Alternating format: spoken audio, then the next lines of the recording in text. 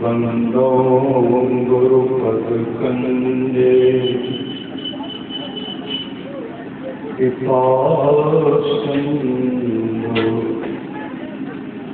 नरोपरि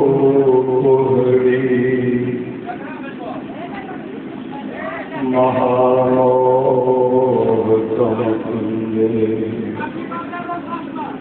जासु बचन रवि करनी धन्य धन्य सतगुरु सुखदाय महिमा कही न जो कुछ कहो तुम्हारी कृपा मोहे कसनो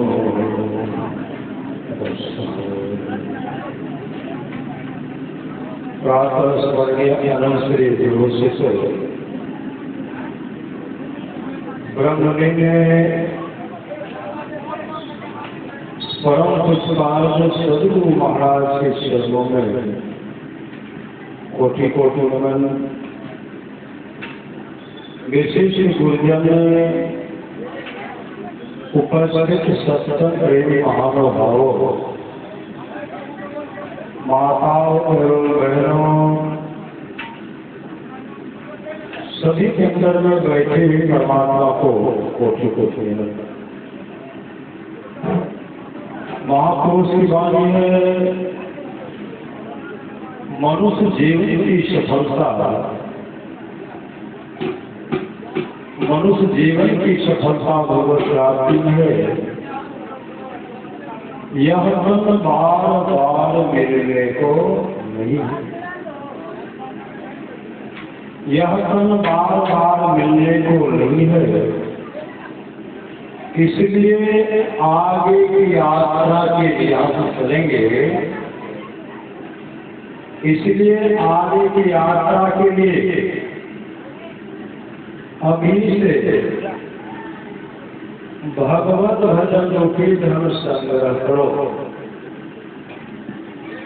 संत कबीर साहब की वाणी है,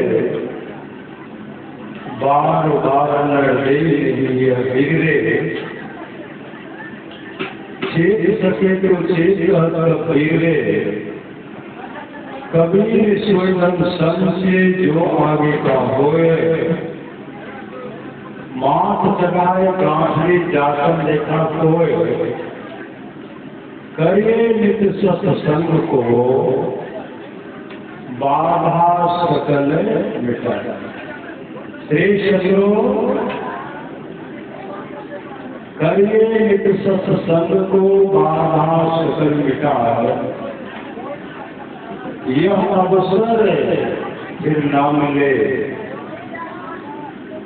दुर्लभ न संता तो फिर मौका नहीं मिलेगा।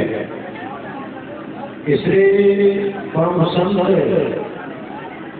बाबा देवी साहब की वाणी है, चिता जब और कब्र में दाखिल होने के पहले मोक्ष प्राप्त हो। मोक्ष चिता जलने और कब्र में दाखिल होने से पहले अगर आपने व्यवस्था कर लिया है, तब तो यहाँ भी सुख और वहाँ भी सुख होगा। अगर उस तरह का आपने व्यवस्था नहीं किया है, दुख ही दुख होगा, दुख ही दुख होगा। महापुरुष की वाणी है, सभी की मौत है दिन न कोई रहने आया है। सभी की मौत है दिन न कोई रहने आया है। जगत धर्मशाला है मुसाफिर क्यों भूला है। जगत यह स्वप्न की रचना इसकी हर चिंता कर रहे। सभी परदेश के पंथी, सभी परदेश के पंथी, सभी परदेश के पंथी नाहक मोह जाया है, नाहक मोह जाया। महापुरुष की वाणी है, कुशल को जब जल था तब भजन कर ले नाम का। अगर कुशल में शांति में जीवन व्यतीत करना चाहते हैं, भजन कर ले नाम का, मतलब नाम का सुमरण करते हुए गुरुकुलत मंत्र को जपते रहिए। कहते राम ही सुनिए गाइए राम ही, संतत सुनिए राम गुण ग्रामीण सतवाह की वाणी है।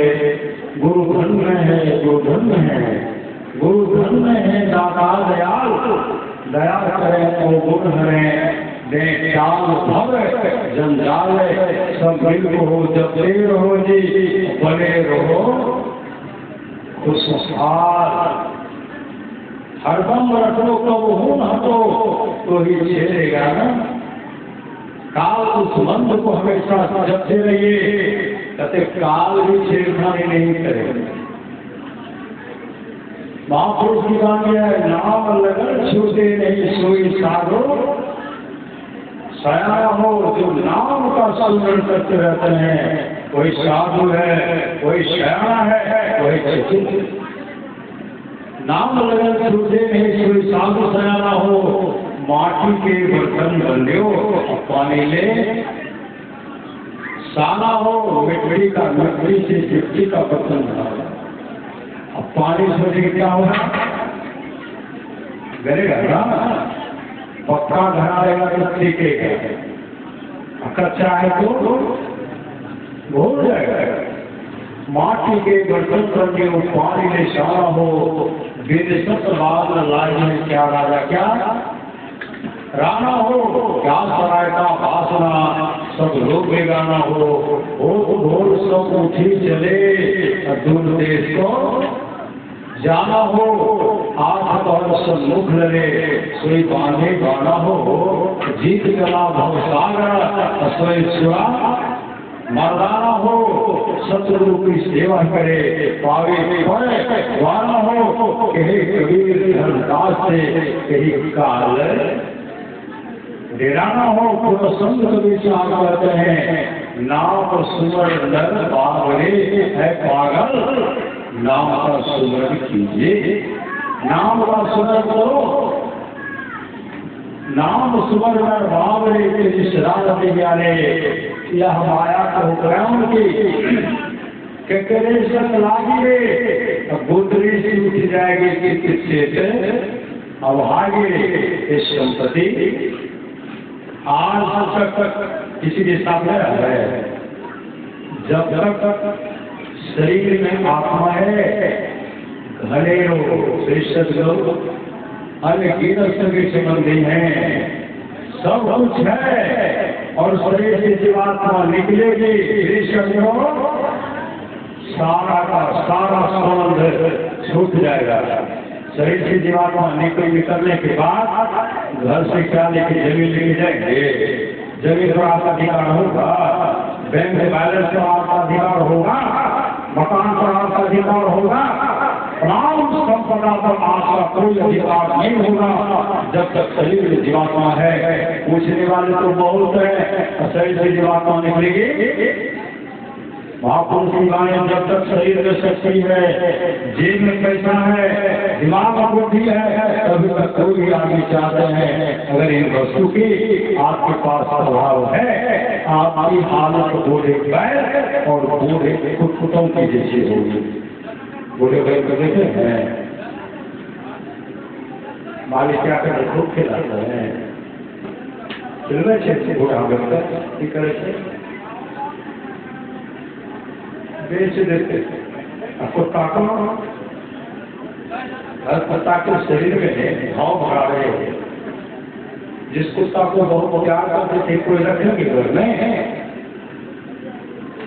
वही महापुरुष शरीर में सकते हैं। जेब जब पैसा है, दिमाग बुद्धि है, तभी तक कोई भी आदमी चाहते हैं। अगर इन वस्तु की आपके पास अभाव है, आपकी हाथ को बूढ़े बैल और बूढ़े कुत्तों की जैसी हो, इसलिए आपकी तो माफ नहीं होगी। प्राणी जबले तू सतनाम है, आपकी चुप बाप में होगी दुल्हन अचल। मुकाम में संत वैसा कहते हैं, नाम सुवर नर पाव तेरी सदाना। देहिया ने यह माया को कौन की के संग लागी रे, गोदरी सूखी जाएगी चित। अब हागी रे, सोने की लंका बनी भय बेहोर की धानी रे, सोई रावण की साई सिंह माही। बिलानी रे, सूरज दुर्जन मध्य में चले छत्र की छाई रे, असुर दुर्योधन मिल गए माटी के माही रे। हम सागर माए के सुख युद्ध निकाले, यहाँ जीरान बोल है थोड़ी में ठेकाले। कहीं कबीर पुकार के यहाँ कोई न अपना रे, यह जीरा चली जाएगी जैसे रैन का सपना रे। रात में जो सुख देखते हैं जगने पर कब जगने की बात कुछ मिलेगा, मिलता है नहीं। इसलिए महापुरुषी वाणी है, ओहो के दिन जीव हो अकालरत तो हमारा हमसे बढ़कर के कोई सुंदर है ही नहीं। आप जानते होंगे एक बहुत सुंदरी बेचिया थे त्रिशंद्रो। देखो अनुज जब जाते थे ना तो बेचिया प्रलोभन देते थे, है देखो सुंदर शरीर है, देखिए अरे संसार के भोगों को भोगो, नहीं तो पसासा करना पड़ेगा। देखिए अनुज कहते समय होगा तो आऊंगा, चलो होगा समय पर आऊंगा। कुछ दिन के बाद वेश्या जो है कुछ लोग से ग्रसित हो, उसको से ग्रसित हो गए। जो भी उनके पास आते थे कोई नहीं आता, कोई भी नहीं आता है, कोई पूछने वाले नहीं है। एक ऐसा समय आया, भिक्षु साधु को सोच के जा रहे, वेश्या पहचान गए, वही भिक्षु है। वो देख वेश्या कहने लगी, अब आप कहाँ आए? जिसमें मेरा रूप सुंदर था उसने तो आपको बुलाए, अब आए नहीं, अब कहाँ आए हैं?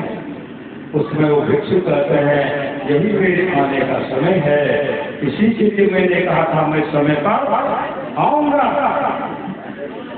अभी तो तुम्हारे शरीर में घाव है, ठीक है, हाथ गल गल करके गिर रहा है, पाँव करके गिर रहा है। तुम्हारे सभी संबंधी जो तुम्हारे पास आकर कोई आता कोई नहीं। इसी लिए मैंने कहा था तुम्हारे जीवन में इसी तरह का घटना घटने वाला है, तुम्हारी जरूरत होने वाली है, इसलिए मैंने विचार किया समय वक्त में आऊंगा, इसलिए मैं आया हूँ। और भिक्षु लोग क्या करते, गर्म पानी करते, गर्म पानी करके बेजिया के पूरे शरीर में जो गर्म कुछ लोग था उसको साफ करते हैं, उसको साफ करते हैं। साफ करते साबुन लगाते जो गर्म कुछ लोग था ठीक हो गया। और उस समय बेजिया भिक्षु संदूक के छल पर गिर गई और कहने लगी, मेरा कल्याण कैसे हो? मेरा कल्याण कैसे होगा? भिक्षु संदूक कहते हैं, मैं वह बदौलत दूंगा, वह स्वच्छता दूंगा। आज तक वह स्वच्छता वह दौलत सब शत्रु के पास रहते हैं और किसी के पास नहीं रहते। वह दौलत दूंगा और नाम के भजन के लिए आप दूसरे जी के साथ नाम भजन करो, जीवन मंगलमय होगा, जीवन मंगलमय होगा, तो जीवन को मंगलमय होगा। आप लोग जानते हो आप पानी बहुत सुंदर थी, बहुत सुंदर। भगवान बुद्ध को प्रलोभन देते हैं। भगवान बुद्ध क्या करते हैं, कहते समय पर आऊंगा। एक दिन भगवान बुद्ध आए तो भगवान बुद्ध क्या करते हैं, उनको पका हुआ आम का फल दे, पका हुआ आम का फल दे। अब पानी के मन हुआ, आखिर में भिक्षु मेरे पास आ ही गया। लेकिन भगवान उनको पका हुआ आम का फल देते हैं और कहते हैं इस फल को सुंदर ढंग से रखना है, इस फल को सुंदर ढंग से रखना है, समय पर यह फल पका हुआ फल तुम्हें वापस ही करना है, मैं फल लेने के लिए आऊंगा। बेचा के फल ले लिए, कपड़ा में लपेट एक ऐसा बर्तन है उसमें दे करके ढक्कन से बंद कर दिए। आम जो पका हुआ होता है, आप लोग तो उस आम को देखे होंगे, कितने दिन तक आम रहेंगे? भगवान को कई महीने के बाद आए, कई महीने के बाद आए तो आम पानी खुश हो गए, आम पानी खुश हो गए। आखिर में इस इतिहास मेरे पास आया, उस समय भगवान बुद्ध कहते आम पाले, मैं तो तुमको आम का फल दिया था, पका हुआ आम दिया था, वो फल मुझे वापस कर दो। दौड़ करके गए, जिस बर्तन में कपड़ा लपेट कर ढक करके रखे थे, उसको जब निकालते हैं सारा का सारा रस सूख गया, दुर्गंध हो रहे थे। आम पानी अपनी नाक बंद करते हुए घूमते, इस इतिहास में आम को सड़ गया, गल गया, दुर्गंध हो रही है, अब तो उसमें कुछ बचा हुआ है नहीं। भगवान बुद्ध कहते आम पाले, जिसमें तुमने रखा है लाओ तो लाते हैं, काफी दुर्गंध हो रहे थे। जो सुंदर मीठा रस होना चाहिए दुर्गंध हो रहे थे। आम पाली नाक को बंद करती है और भगवान वो भी नाक को बंद करते भरते एक बुद्ध, इसमें तो कुछ नहीं बचा। उससे भगवान बुद्ध कहते हैं आम पाले, जिसको तुम कुछ नहीं समझती हो वही गुठली को क्या समझते हो? कुछ नहीं है। जिसको तुम कुछ नहीं समझती हो वही सब कुछ है, जिसको तुम सब कुछ समझती थी वह कुछ नहीं है। देखते हो मीठा सुस्वादु सुंदर फल जो था, अगर उस समय खाते तो मीठा लगता, लेकिन दुर्गंध युक्त हो गया। आम पाले, जिस शरीर पर तुम घमंड कर रही हो, यह शरीर सड़ने वाला है, गलने वाला है, इस तरह से जीवात्मा निकलेगी, दुर्गंध होगी।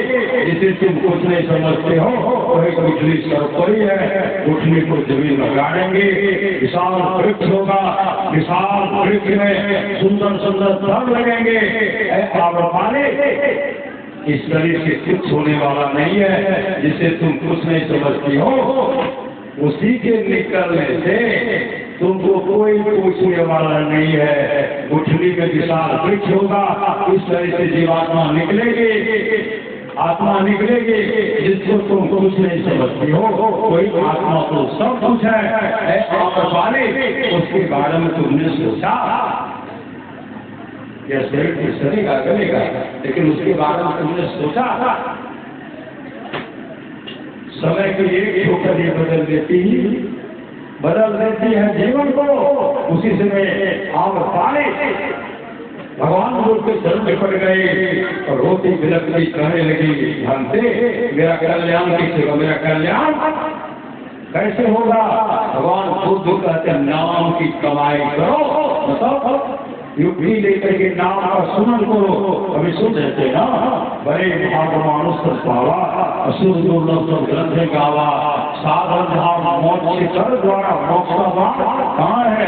मोक्ष का द्वार है धरणी निर्मल नाशिका, निर्गुण नैन के को सहज चेता मुझे भवन हो इंजोर, उसको नासाल करते हैं और उसको ब्रह्मरंध्र करते हैं, आंख बंद करते हैं, ब्रह्मरंध्र में प्रवेश करेंगे, वो अपने आप स्वरूप का दर्शन करेंगे, लोग का लोग मंगलमय होगा। नाम लिए मुझसे के साथ ध्यान करेंगे, जो भी व्यवस्था करी वो माता जिस तरह हम सत्संग कर रहे हैं। अरे भगवान बुद्ध के समय में हम लोग मिलते ऐसे ऐसे जितने भी महान संत हैं सब स्वामित्व हम लोग रह करके अपने जीवन को बना भगवान बुद्ध के समय हम लोग थे, गुरु नानक देव जी के समय हम लोग थे, रामदास महाराज के समय हम लोग थे, गरीबदास महाराज के समय हम लोग थे। अगर उस समय नहीं रहते तो सदगुरु के समय में हम लोग नहीं रहते। भगवान कृष्ण के साथ में भी हम लोग सत्संग किए होंगे, भगवान राम के साथ में हम लोग सत्संग किए होंगे। 28 बार सत्संग बीत चुका है, 28 बार त्रेता युग बीत चुका है, 28 बार द्वापर युग बीत चुका है, 27 बार कलयुग बीत चुका है, 28 बार कलयुग, जिसका उम्र 5,500 वर्ष हो रहा है। उस दिन से हम लोग इस संसार में हैं। इस मुश्किल में अद्भुत भूषा है, कभी से भूषा जब से अब संसार बना है कभी से भूषा। शरीर रूपी मुश्किल में जीवात्माओं की भूषा सबसे है, जैसे सृष्टि बनी है। आज हम वाले अपने बैठों को करीब 5 दिए, आम्रपाली से दर्शन करके जा रही है। जहाँ पर सुंदर महल गरीबों को बांट देते, दान करते थे, सत्संग करके जा रहे थे, सड़क पर खड़ी हो गई और गांव को देखने लगी और यह बोलने लगे, जब संसार के लोगों को कुछ दे देते, संसार के लोग दे देते, संसार के लोग मेरा सम्मान करते थे, मेरा सम्मान करते थे। आज मैंने देना बंद कर दिया, कोई मेरा सम्मान नहीं करते हैं। जा रहे हैं किसी के घर पर आकर विश्राम करोगे, उनके मन की बातों भगवान को जान गए, भगवान को जान गए। उसी से भगवान उस प्रकाश फैलाते हुए आम्रपाली के सामने में प्रकट कर हो गए और कहते आम्रपाली क्या सोच रही है, इतने बड़े प्यार का सम्मान सोच जा रही हो। अरे संसार के लोगों को तुमको दे रहे थे, संसार के लोग ले रहे थे, तुम्हारा सम्मान करते थे। आज तुमने देना बंद कर दिया, इसलिए लोग तुम्हारा सम्मान नहीं करते हैं। आम्रपाली आगे बढ़ो, आगे बढ़ो और जितना जल्दी हो ध्यान बैठ जाओ। आम्रपाली आगे बढ़ती है, लेकिन घोट होने जाती है, नदी की धारा बह रही है और वृक्ष पर सीढ़ियां सहलहा रही। नदी की धारा कल करके बह रही है और वृक्ष का कोमल पत्ती जो है कल कर रही कल, और उसी समय आम्रपाली बैठ गई, नाम का स्मरण कर रहे मान और जैसे योगी क्रिया की करते करते सूरत का उद्गमन होगा। समाधि लग गए, समाधि लग गई। आज आम्रपाली अपने आप आंसू का दर्शन करके, आंसू का दर्शन करने लोग जा रहे हैं, लेकिन आम्रपाली जंगल में बैठी हुई है और आम्रपाली का मुखा करते मुखमंडल चमक रहा है। समझो, मुखमंडल चमक रहा है।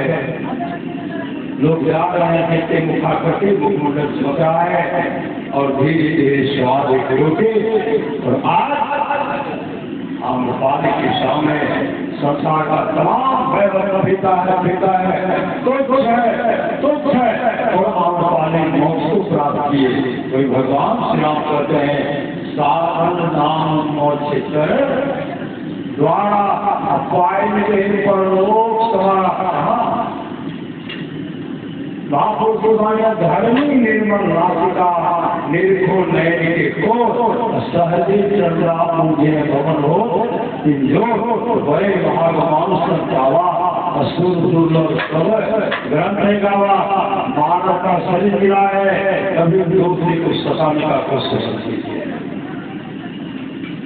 आप लोग जानते होंगे, बाबा फरीद अपने शिष्य के साथ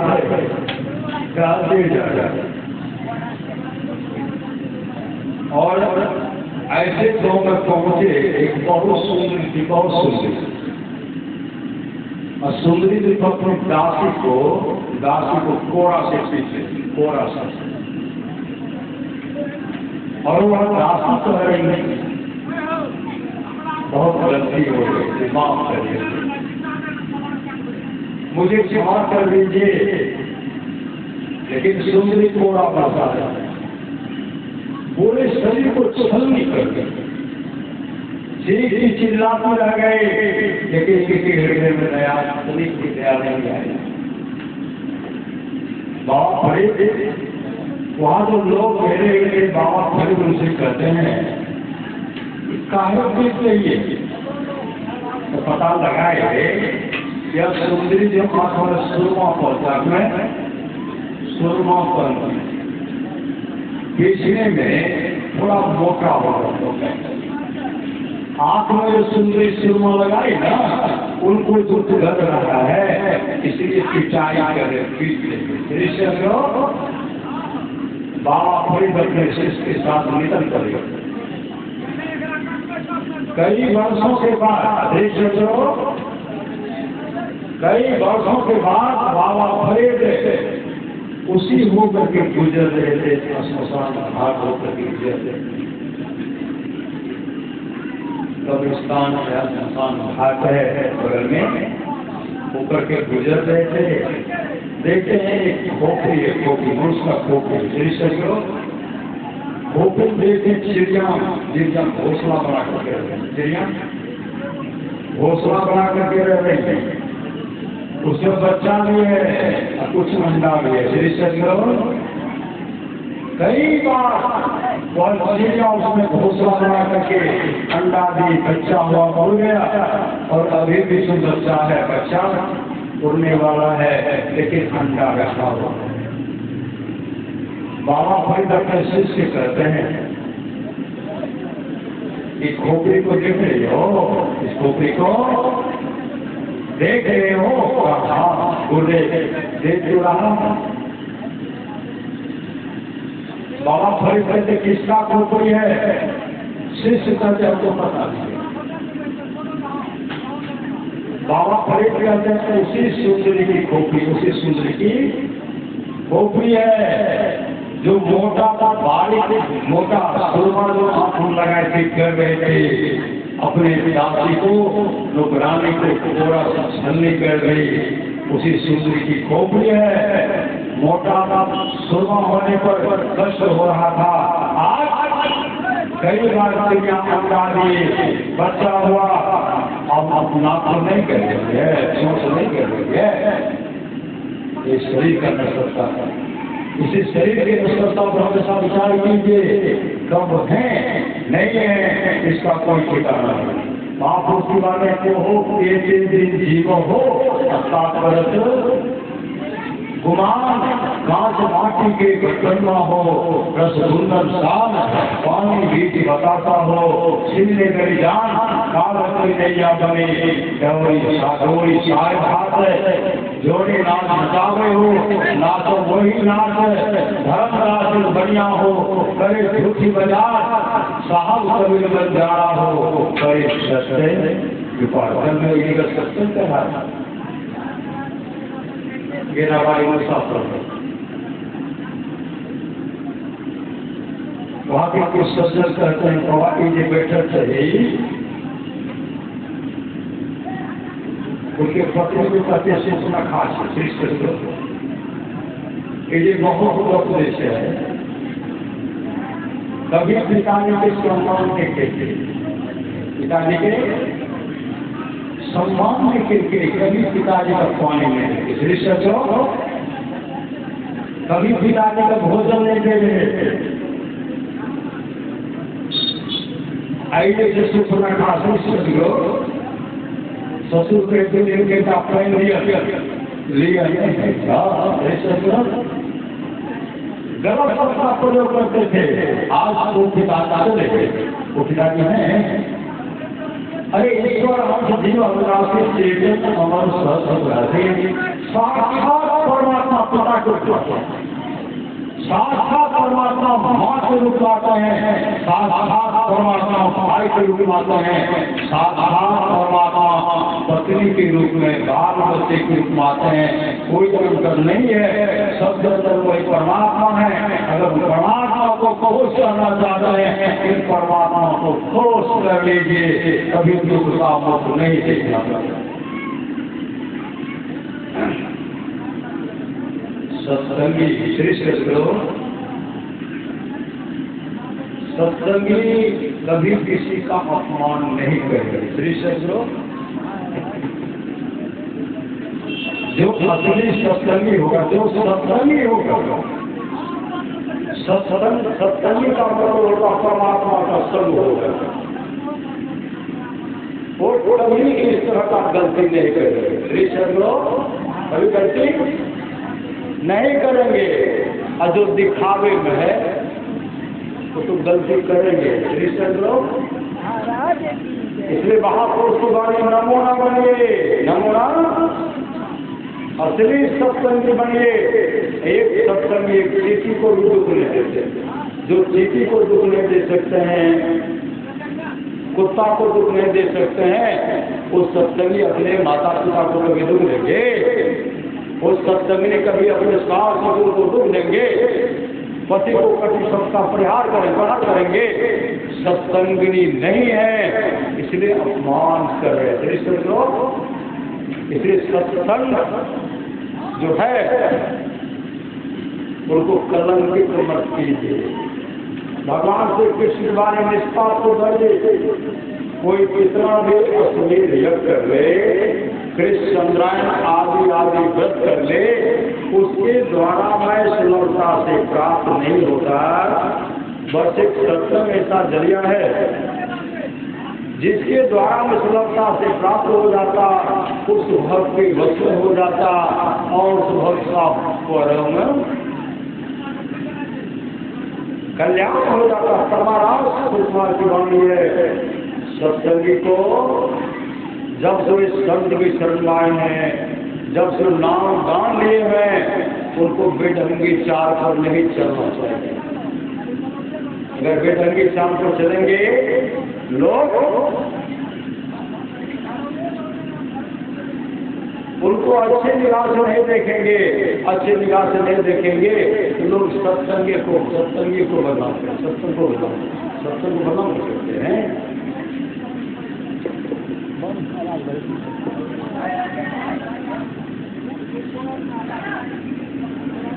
ये बंद करते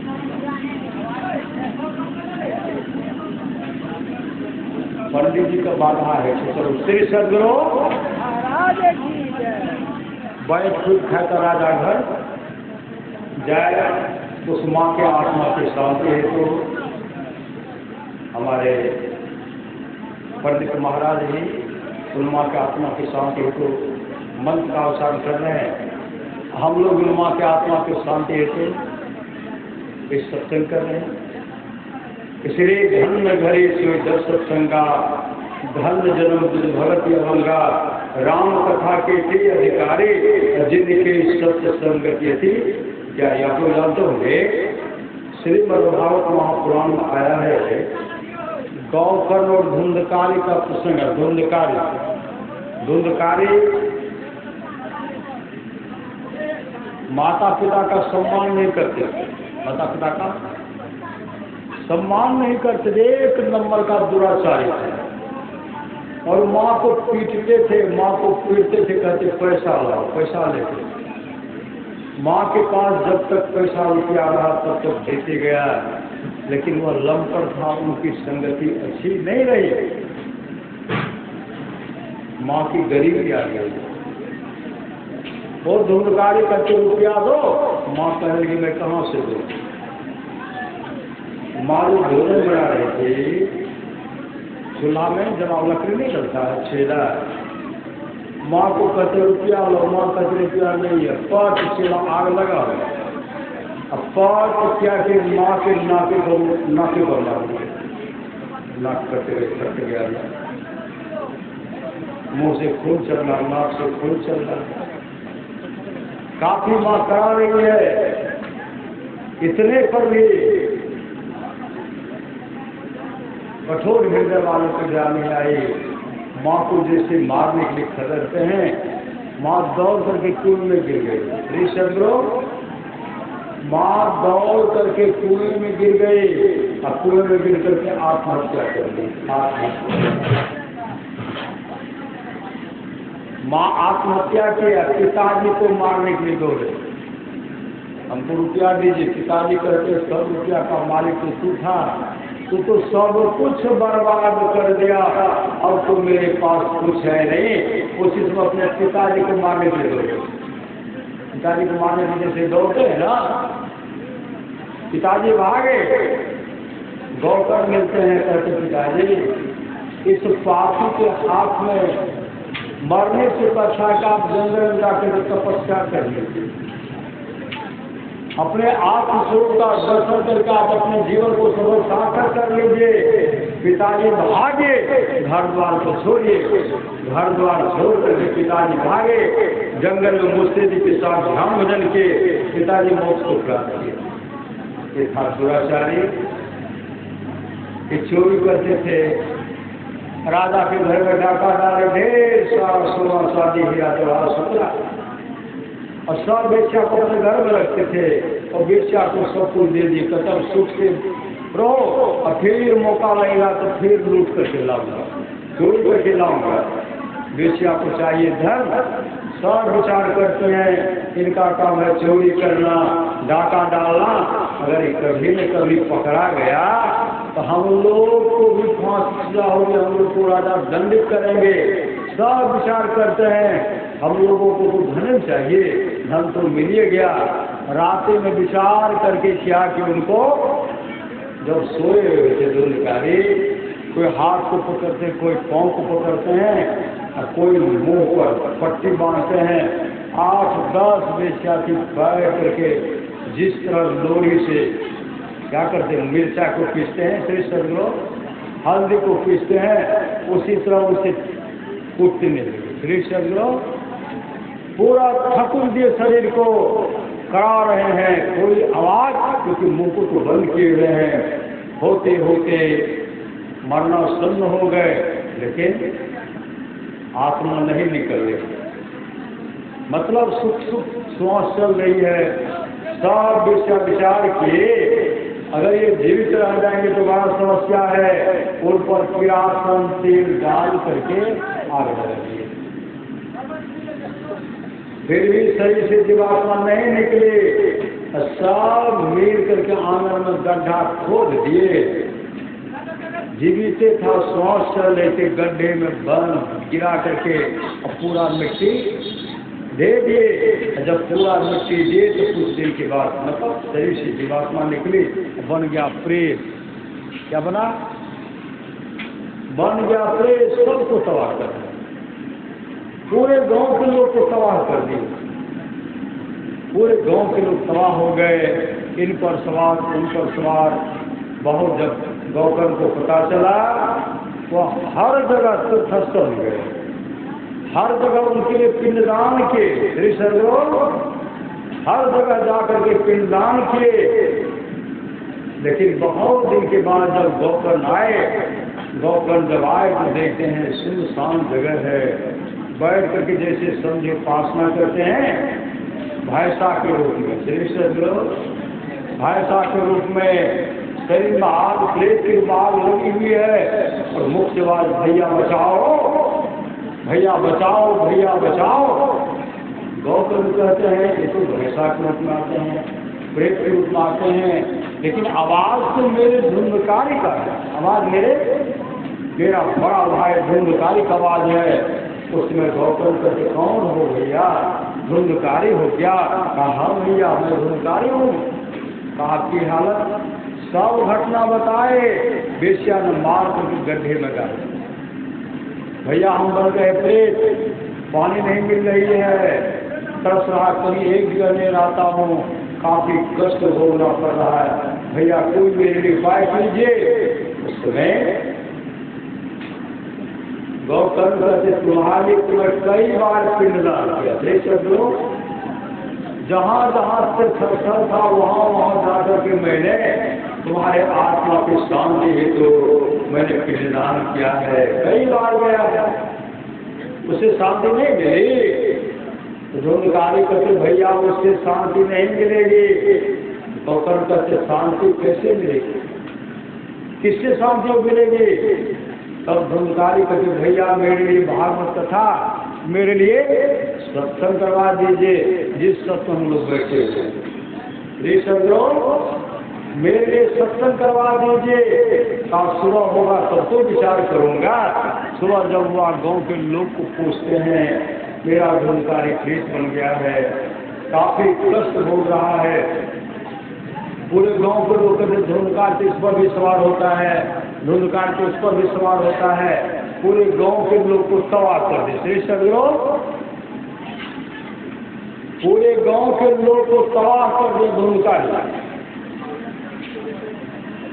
का उसके कल्याण के भागवत तथा हम सत्संग करना चाहते हैं।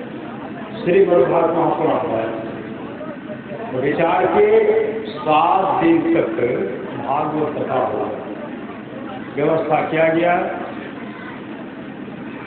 जैसे श्रोता सब आए ना, जैसे भागवत कथा प्रारंभ होने वाला था उसी समय धुंधकारी प्रेत के लोग प्रकट हो गए और 7 पौर का एक बांस का खुट्टा रखा हुआ था। अब तो रखा जाता है, उस समय पहले से रखा हुआ था। उसमें जो छिद्र था धुंधकारी को प्रेत बना था, प्रेत होता बड़ा अच्छा सूक्ष्म रूप से एक बांस के पौर में बैठ गया और शांत चित्त होकर के अंदर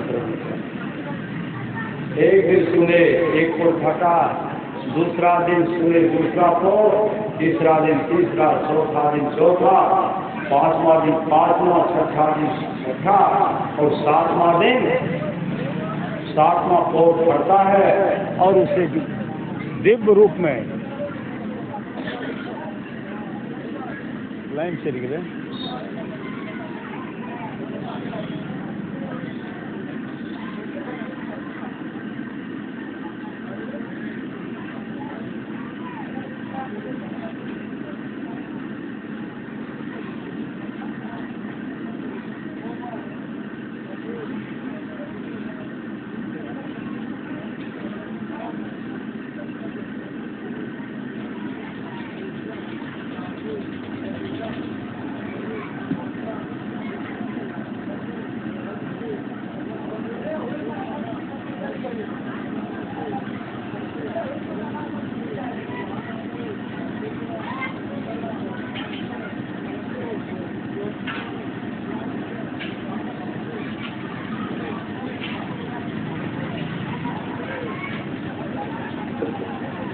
श्री सदगुरु महाराज की जय।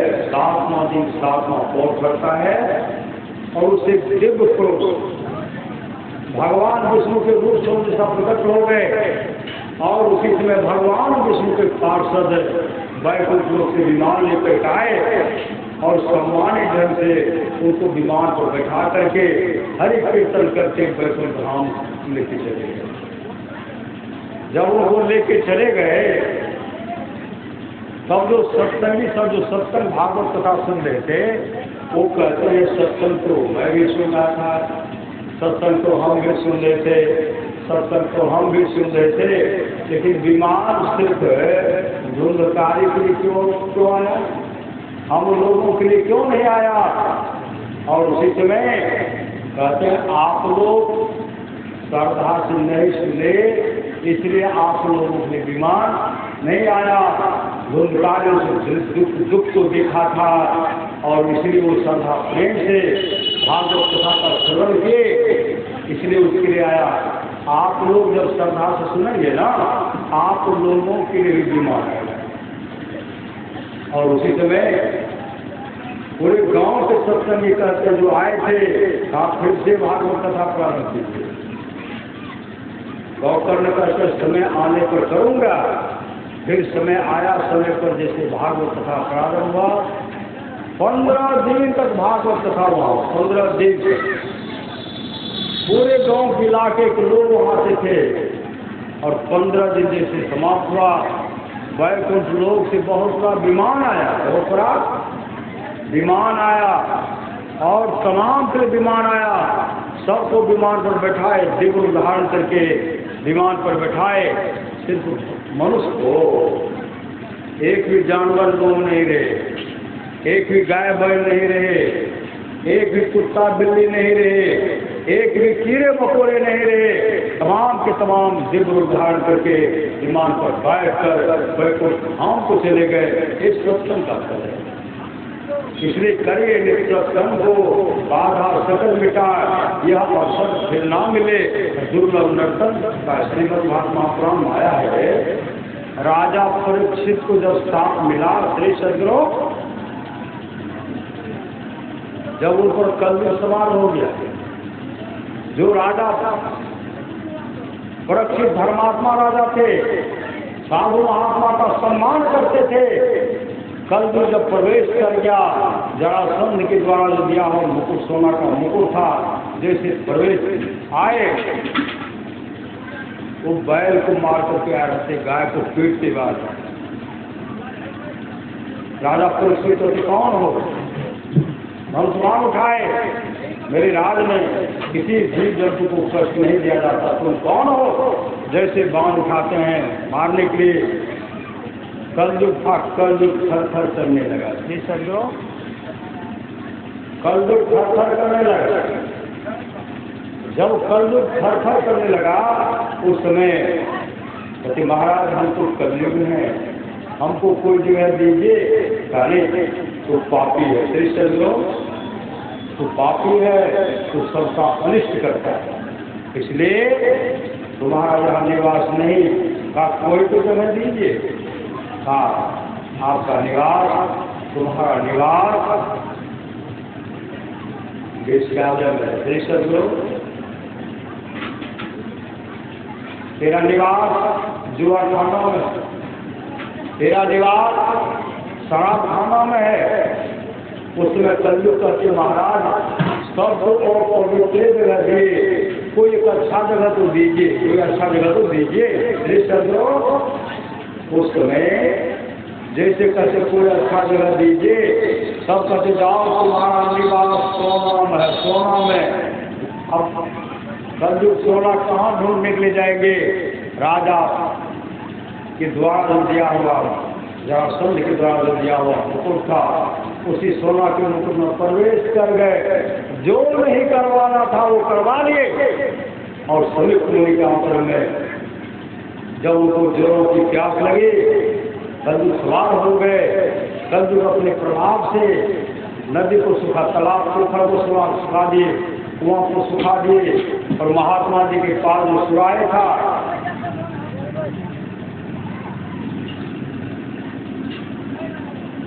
महात्मा जी के द्वारा जो दिया हुआ, महात्मा जी के पास जो सुराय था, वह भी सूख गया, वह भी सूख गया। अब पानी है ही नहीं। देश अग्रो, अब पानी है ही नहीं। छटपट कर रहे हैं। और ऋषि जो इस में ध्यान कर रहे थे, ऋषि जो ध्यान कर रहे थे, जगाते हैं महात्मा जी पानी पानी, महात्मा जी ध्यान मग्न थे। उसी से मरा हुआ सर्प था, उनके गले में लपेट देते हैं। ठीक है भाई, हमारा काम की कर देती पढ़ते हैं तो हमको किसी न बड़का की कर दो। श्री सदगुरु, श्री सदगुरु। और उसी समय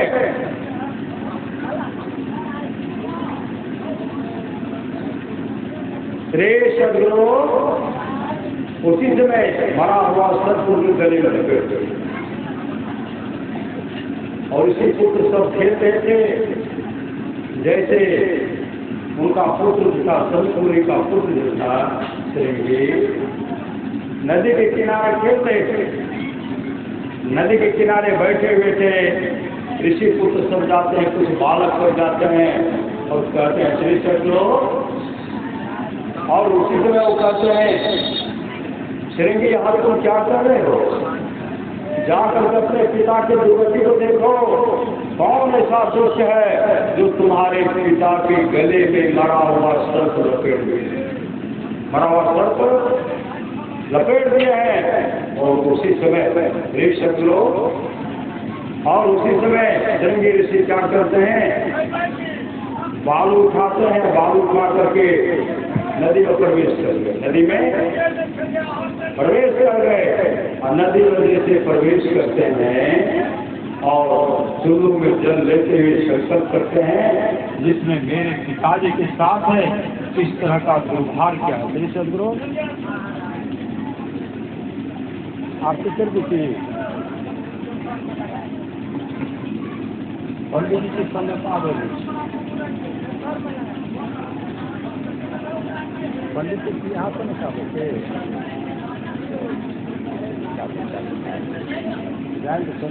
आवाज श्री चंद्रो महाराज की जय। उसी समय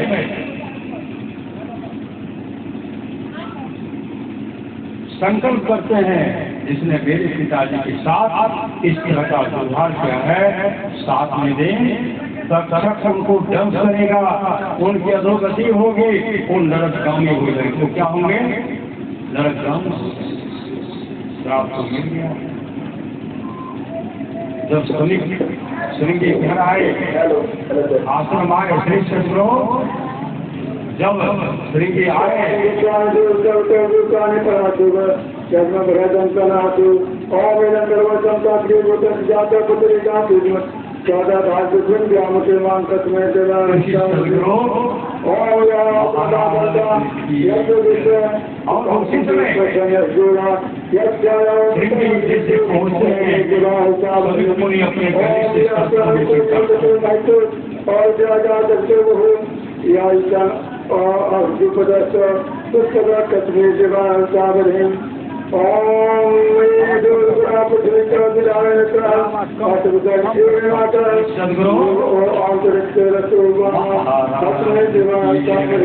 उसी समय श्राप दे दिए,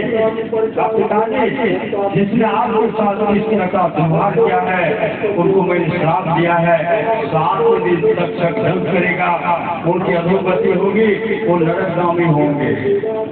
उस समय श्री होने करते हैं, तो अच्छा नहीं किया।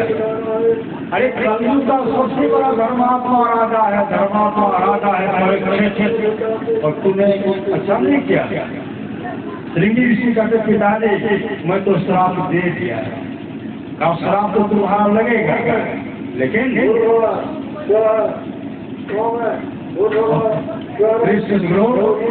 उसी समय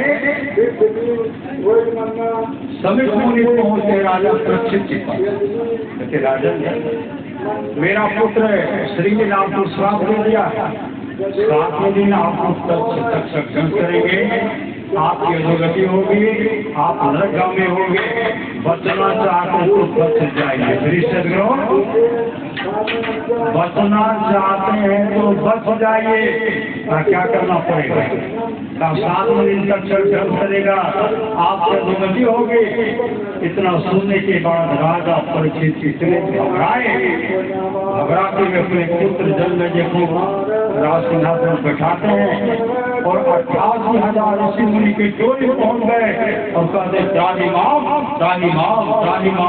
मेरी रक्षा कीजिए, मेरी रक्षा कीजिए, मेरी रक्षा कीजिए, क्योंकि 7वें दिन हमको कल करेगा, हमारी अधोगति होगी। उस समय 88,000 ऋषि मुनि खड़े हो गए। कहते महाराज आप बचाने वाला अगर कोई है ना, सुखदेव मुनि बता पाए। जबकि पहुंचे हुए सनंदन सनातन आदि ऋषि मुनि हैं, सब कहते हैं वही आपको उद्धार करेंगे। उसी तरह 15 वर्ष का अवस्था वाले युवक, 15 वर्ष का अवस्था वाले सुखदेव मुनि नंग धन महात्मा पहुंचते हैं और कहते ये महात्मा आपका उद्धार करेंगे। यही महात्मा आपको उद्धार करेंगे। और इस तरह के लिए उसी समय जाकर के राजा परीक्षित सुखदेव मुनि के चरण में निपट करके रोने, गुरुदेव मेरी रक्षा कीजिए, मेरे सामने मौत ही मौत दिखलाई पड़ रही है, 7वें दिन तक संघर्ष करेंगे। इतना कहने के बाद सुखदेव मुनि कहते राजन अरे आपको तो 7 दिन का समय है। राजा खड़गवान को 2 घड़ी मौत को प्राप्त कर दिया। राजा खड़गवान दो घड़ी में मोक्ष को प्राप्त किए। जमराज का मित्र था, राजा खड़वान का मित्र था जमराज। दृश्य राजा खड़वान का मित्र था जमराज। राजा खड़वान गए जमराज से मिलने के लिए। जमराज उनका काफी सम्मान किए, सेवा सत्कार किए। तब जमराज कहते दोस्त कहाँ ना हुआ, कहाँ ना हुआ। उस समय राजा खड़वान कहते दोस्त एक दिन हमारी मृत्यु होगी, आप जाओगे नहीं तो आपका दूर जाएगा। श्रीमद्भागवत आप जाएंगे नहीं तो आपका दूर जाएगा, इसलिए मेरा कल्याण कैसे होगा वह उपाय कर दीजिए। और हमको पहले खबर कर, कई वर्ष पहले खबर कर दीजिएगा, तो हम सत्संग भजन करने लगे, भागवत कथा करने लगे। इतना सुनने के बाद जमराज सुनाते कहते आप कहते बहुत कई वर्ष पहले हमको खबर कर दीजिएगा, तब मोक्ष का उपाय कर लेंगे। आपकी आयु जन्मात दो घड़ी है, दो घड़ी में जो करना चाहते हैं कर लीजिए। इतना सुनने के बाद ही राजा खड़वान घबराए नहीं, जमराज के पास बैठ करके दो घड़ी सत्संग के। सत्संग जमराज प्रवचन सुना रहे हैं, राजा खड़वान सत्संग सुन रहे हैं। राजा खड़वान सत्संग सुनते सुनते राजा खड़वान को समाधि लग गए। राजा खड़वान अपने हाथ पुरुषों का दर्शन करते हैं, आसनों का दर्शन करते हैं, वैकुंठ को से वो मोक्ष को प्राप्त, दो घड़ी मोक्ष को प्राप्त किए। राजा परीक्षक राजा खड़वान तो दो घड़ी मोक्ष को प्राप्त किए, आपको तो शांति का समय है, घबराते क्यों हैं। उस समय राजा परीक्षित कहते हैं गुरुदेव जल्दी से भागवत कथा प्रारंभ कीजिए। जैसे भागवत कथा प्रारंभ होने वाला था, इंद्रलोक में खलबली मच गई। भगवान इंद्र कहते तमाम देवता से राजा परीक्षित भागवत कथा करवा रहे हैं, अगर वह सफल हो गया मेरे इंद्रलोक की गति को ले लेगा, इसलिए उनको भोग डालना चाहिए। एक काम करो, चलो अमृत का कलश में तमाम देवता भगवान इंद्र आए और भागवत कथा मतलब सत्संग प्रारंभ होने ही वाला था। उसी समय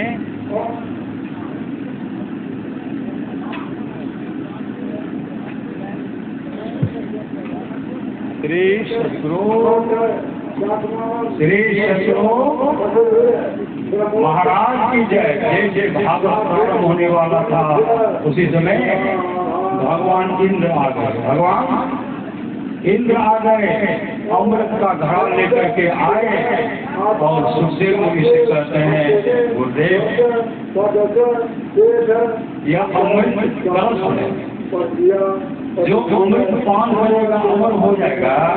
राजा परीक्षित को अमृत पिला करके अमर कर दीजिए, उसके बदले में हमको सत्संग सुना दीजिए। सुखदेव मुनि मुंह फेर के कहते हैं देखता बहुत लालची होते हैं, सत्संग से बढ़कर कुछ है कहा नहीं जा सकता। देखता बहुत लालची होते हैं। इतना सुनने के बाद भगवान लज्जित हो गए। श्री सतगुरु अमृत का कलश रखते हैं, उसमें राजा परीक्षित गुरुदेव हमको अमृत पी करके अमर होना नहीं है, हमको सत्संग सुना दीजिए, सत्संग सुना दीजिए। भागवत कथा प्रारंभ हुआ, 7 दिन तक भागवत कथा प्रारंभ हो सत्संग हुआ और 7 दिन तक राजा परीक्षित सत्संग सुने। अंत में राजा परीक्षित के वैकुंठ धाम से विमान आया। विमान पर बैठ करके भगवान विष्णु का रूप स्वरूप धारण करके वैकुंठ धाम चले गए, मतलब मोक्ष होगा। इस सत्संग का फल है, इसलिए करिए इस सत्संग को बाधा सकल मिटा है। यह अवसर से नाम मिले तो पाए। पूरे प्रेम से श्री सतगुरु महाराज की जय। तो हम लोग 6 बार सुने, उनके बाद हम लोग योगी रमन से सुनेंगे। श्री सतगुरु महाराज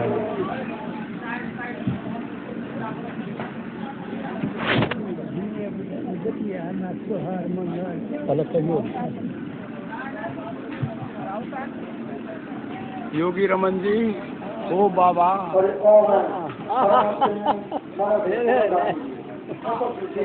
श्री सदगुरु